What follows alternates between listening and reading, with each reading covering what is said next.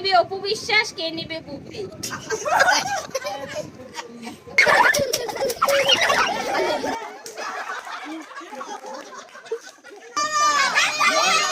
খালাতো ভাইয়ের বিয়েতে গিয়েছিলাম। বিয়েতে গিয়ে কি কি করেছি সবই আপনারা দেখতে পারবেন। চোখ রাখুন আমার এই ভিডিওতে।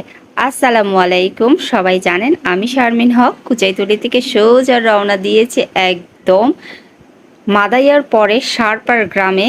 এখান থেকে সিএনজি নিয়ে সোজা চলে গিয়েছি গাংচর গ্রামে। সেখানে আমার খালার বাড়ি। যেতে না যেতেই তো আমার ছেলে ছাগল নিয়ে পাগল।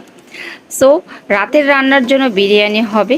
আমি 100 জনের বিরিয়ানি রান্না করেছি, মিথ্যা কথা, বাবুর্চি রান্না করেছে। সেখানে দেখা হয়ে গেল এক বড় ভাইয়ের সাথে, মনে হয় 10 থেকে 15 বছর পর ওনার সাথে দেখা হলো।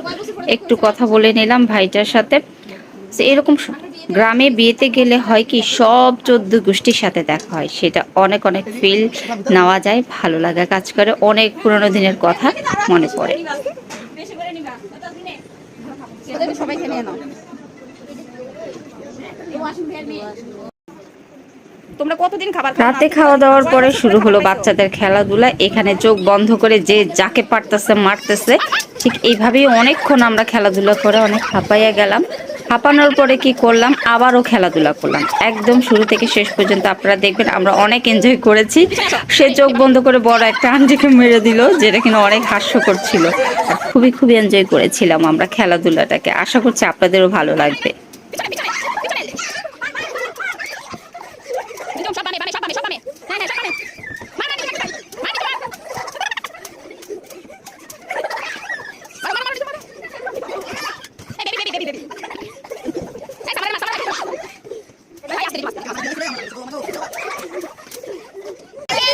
কে নিবে অপু বিশ্বাস, কে নিবে বুবলি?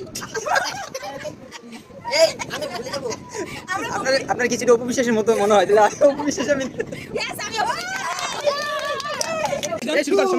আমি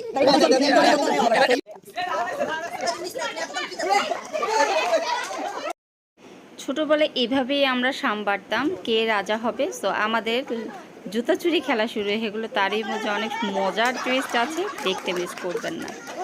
জায়গাটা এত পিচ্ছিল ছিল যে একদম খেলতে খেলতে জুতা চুরি করতে করতে চোর ধরাই পড়ে গেল।